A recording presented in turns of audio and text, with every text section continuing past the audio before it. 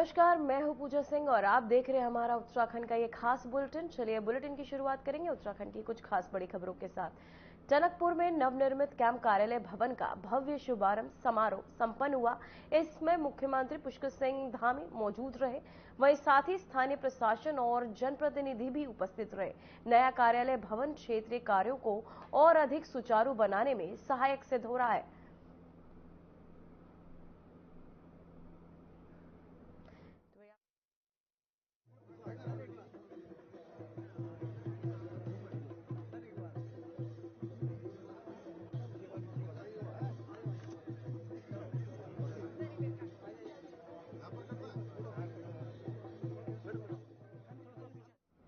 तो वहीं आपको बताते चले कैंप कार्यालय भवन का शुभारंभ, जहां इस कार्यक्रम के दौरान सीएम पुष्कर सिंह धामी उपस्थित रहे, साथ ही इस कार्यक्रम का उद्घाटन भी सीएम ने कहा। वहीं आपको बताते चले उत्तराखंड प्रगति और विकास के नए कदम की ओर बढ़ रहा है। लगातार विकास को लेकर नई परियोजनाएं और लगातार कार्यक्रम सीएम पुष्कर सिंह धामी के तहत किए जा रहे हैं। वहीं प्रगति और विकास के और नए कदम बढ़ाता प्रदेश। वहीं आपको बताते चले कार्यक्रम टनकपुर में नवनिर्मित कैंप कार्यालय भवन का भव्य शुभारंभ संपन्न हुआ है।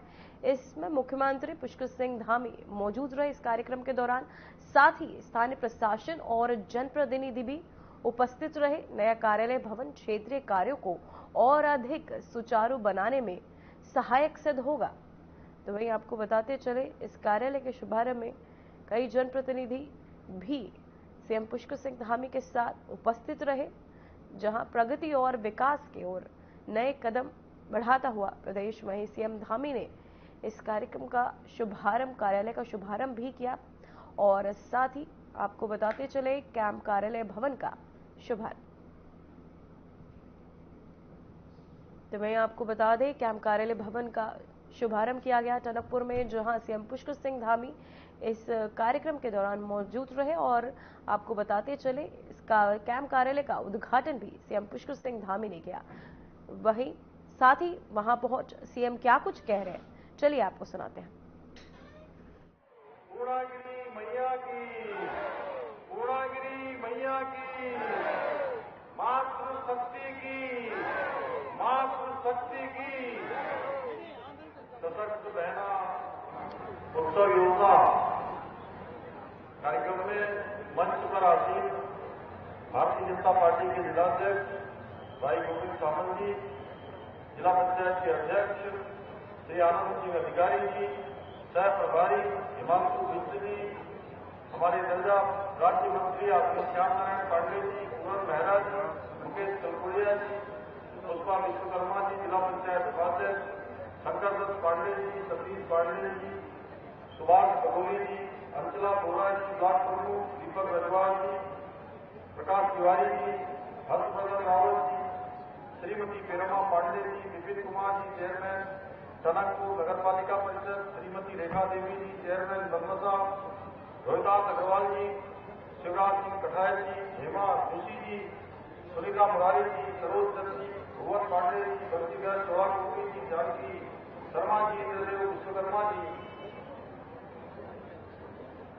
श्रीमती फरजाना बेगम जी, श्रीमती रेखा देवी जी, रामू जोशी जी, नगर पालिका परिषद कटिमा जी अध्यक्ष एवं यहाँ पर आए हुए हमारे सभी जनप्रतिनिधिगण, सभी मेरे बड़े बुजुर्ग माताएं बहनें, सभी हमारे नौजवान साथी और हमारे जनपद के जिलाधिकारी श्री मनीष जी और मुख्य विकास अधिकारी और पूरी टीम, विभिन्न विभागों से आए हुए सभी अधिकारीगण, कर्मचारीगण, सभी समूह की सभी बहनें जिन्होंने यहाँ पर अपना बहुत सारे प्रदर्शनी, बहुत सारे स्टॉल लगाए हुए हैं।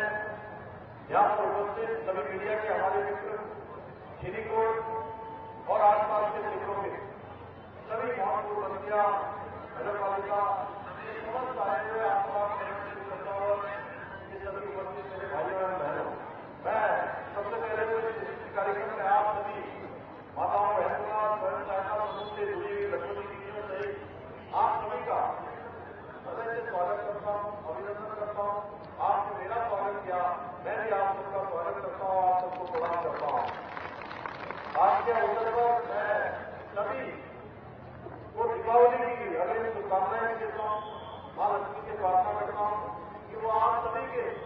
जीवन में सुख शांति और समृद्धि का और आरोग्य का संचार करें।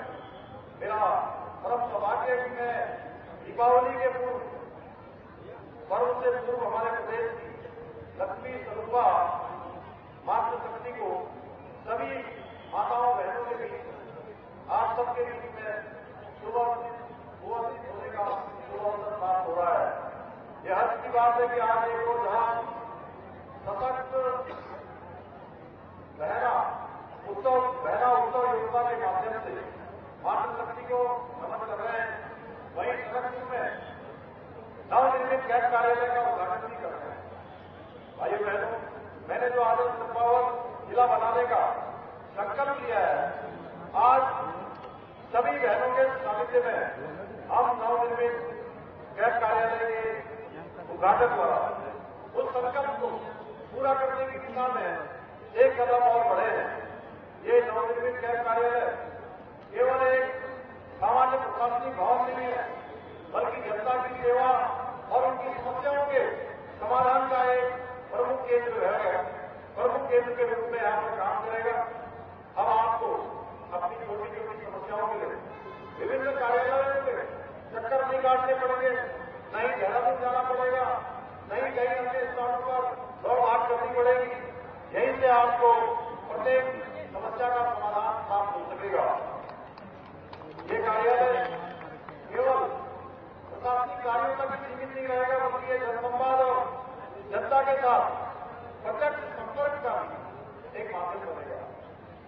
और हाँ, अब यहाँ के किसी अधिकारी या कर्मचारी के आपकी किसी शिकायत के सुझाव को गंभीरता से नहीं लिया तो आप सीधे सीधे मेरे तक की बात पहुंचा सकते हैं, मुझे भी सीधे सीधे बताइएगा। भाइयों बहनों, हमारे शास्त्रों में नारी शक्ति के बारे में लिखा गया है कि नारी की प्रसन्नता से संपूर्ण खुद प्रसन्न हो जाता है तथा उसकी अप्रसन्नता से सब अप्रसन्न हो जाता है। इसलिए आपको हमेशा प्रसन्न रहना है। मैं यहां से कहना चाहता हूं आपकी बहनों से कि आप सब लोगों को प्रसन्न रहना है। हमेशा प्रसन्न रहेगी ना? अरे प्रसन्न रहेगी आप? घर से आवाज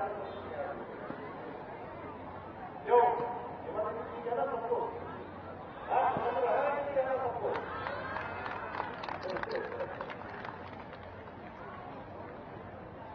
आज मैं अपनी बहनों से कहना चाहता हूं कि आज अपने प्रधानमंत्री जी के नेतृत्व नारी नारायणी के मंत्र को मातृशक्ति के कल्याण एवं उनके सशक्तिकरण में संकल्पित होकर काम किया जा रहा है।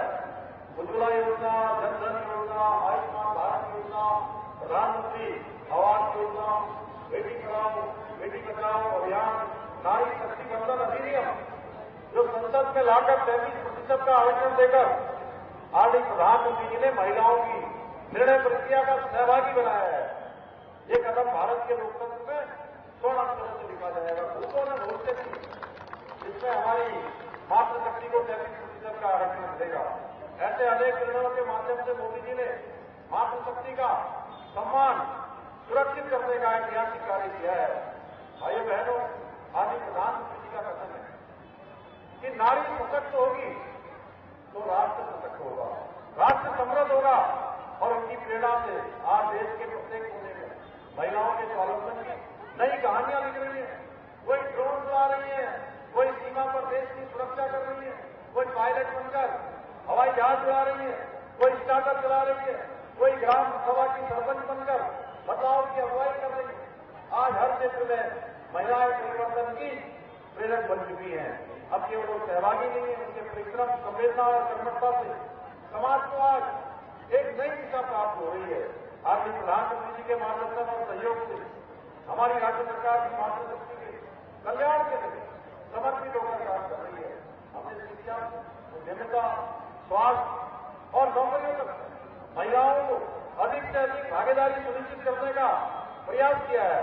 इसी क्रम में हमारी सरकार द्वारा उत्तराखंड राज्य ग्रामीण आजीविका मिशन के माध्यम से प्रदेश की महिलाओं को आत्मनिर्भर बनाने का कार्य किया जा रहा है। इसके साथ ही सशक्त बहना उत्सव योजना और मुख्यमंत्री महिला स्वयं सहायता समूह सशक्तिकरण योजना के माध्यम से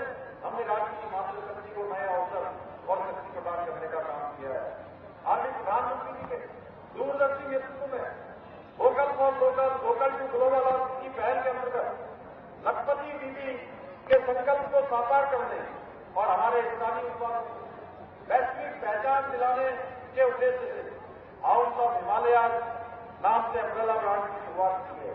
इसके अंतर्गत हम उच्च गुणवत्ता वाले विभिन्न उत्पादों को ई कॉमर्स प्लेटफॉर्म और इन हाउस स्टोर के माध्यम से लोगों तक पहुंचा रहे हैं। हाउस ऑफ हिमालयाज द्वारा spicy board, Indian institute of packaging के साथ अनुबंध पर भी हस्ताक्षर किए गए हैं। साथ ही अमेजन और जियो मार्ट जैसे प्रमुख प्लेटफॉर्म के साथ साझेदारी की प्रारंभ की गई है। साथ ही हाउस ऑफ हिमालयाज के उत्पाद विश्व के अन्य देशों को भी अब निर्यात किए जाएंगे। मुझे बताते हुए प्रसन्नता हो रही है कि आज राज्य भर में लगभग 70,000 स्वयं सहायता समूह बनाकर लगभग 5 लाख महिलाएं संगठित होकर अपना व्यवसाय कर रही हैं। इतना ही 7,000 से अधिक ग्राम संगठन और 500 से अधिक क्लस्टर संगठनों के माध्यम से राज्य की महिलाएं सामूहिक नेतृत्व की एक अद्वितीय मिसाल भी पेश कर रही हैं। बहनों, आप सभी ने अपनी मेहनत और लगन से ये सिद्ध कर दिया है कि यदि हमारी मातृशक्ति को उचित अवसर मिले, संसाधन मिले और सहयोग मिले तो न वो केवल अपने को सशक्त बना सकती है, बल्कि अपने साथ साथ अपने परिवार को और समाज को भी सशक्त बनाने में और देश और प्रदेश के विकास में भी अपनी महत्वपूर्ण भूमिका निभा सकती हैं। स्वयं सहायता समूह के माध्यम से आज सभी ने आत्मनिर्भरता की मिसाल कायम की है। वो उत्तराखंड की ग्रामीण अर्थव्यवस्था को एक नई दिशा देने का माध्यम बनेगा। मुझे गर्व है कि आज प्रदेश की 1,62,000 हमारी बहनें आज लखपति दीदी बन गई हैं और लखपति दीदी बनकर महिला सशक्तिकरण की दिशा में एक नई मिसाल पेश करने का काम हमारी महिलाओं ने किया है। प्रदेश की मातृशक्ति द्वारा किए जा रहे कार्य को देखते हुए हमारी राज्य सरकार उत्पादों की प्रोसेसिंग, पैकेजिंग और बिक्री के लिए एक सशक्त इको सिस्टम विकसित करने पर काम कर रही है, जिसके अंतर्गत जहां एक और महिला स्वयं सहायता समूह द्वारा बनाए गए उत्पादों को प्रोसेसिंग एवं मार्केटिंग हेतु ग्रोथ सेंटरों की स्थापना की गई है, वहीं इनके प्रभावी विपणन के लिए सभी जनपदों में नैनो पैकेजिंग यूनिट, सरल सेंटर, राज्य स्तरीय विपणन केंद्र और बेकरी यूनिट का भी संचालन किया जा रहा है।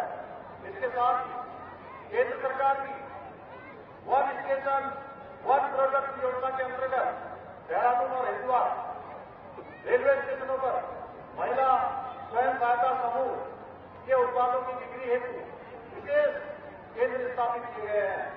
हमारी सरकार जहां बहनों के लिए एक और नारी शक्ति के कल्याण और सशक्तिकरण के लिए पूरी तरह से प्रतिबद्ध होकर काम कर रही है और महिलाओं के लिए हमने राज्य की सभी सेवाओं में 30% का आरक्षण भी सुनिश्चित किया है। वहीं महिलाओं की सुरक्षा और उनके अधिकारों की रक्षा राज्य में पूरे देश के अंदर सबसे पहले समान नागरिक संहिता का कानून लागू किया है। इसके साथ ही मुझे बताते हुए खुशी हो रही, आज इतनी बड़ी संख्या में हमारी मातृशक्ति यहां पर उपस्थित है। मैं कहना चाहता हूं कि समान नागरिक संहिता का एक कानून हमारी देश की जो आबादी है 50% आबादी, उस 50% आबादी का 100% का कोई कानून है तो वो हमारा समान नागरिक संहिता का कानून है। बहनों, आज टनकपुर चंपावत क्षेत्र में विकास और समृद्धि के नए आयाम विकसित हो रहे हैं। जहां एक और टनकपुर इंजीनियरिंग कॉलेज में 20 करोड़ 73 लाख की लागत से एकेडमिक ब्लॉक प्रयोगशाला भवन का निर्माण कार्य किया जा रहा है, वहीं से IIT में विकसित करने की प्रक्रिया भी प्रगति पर है।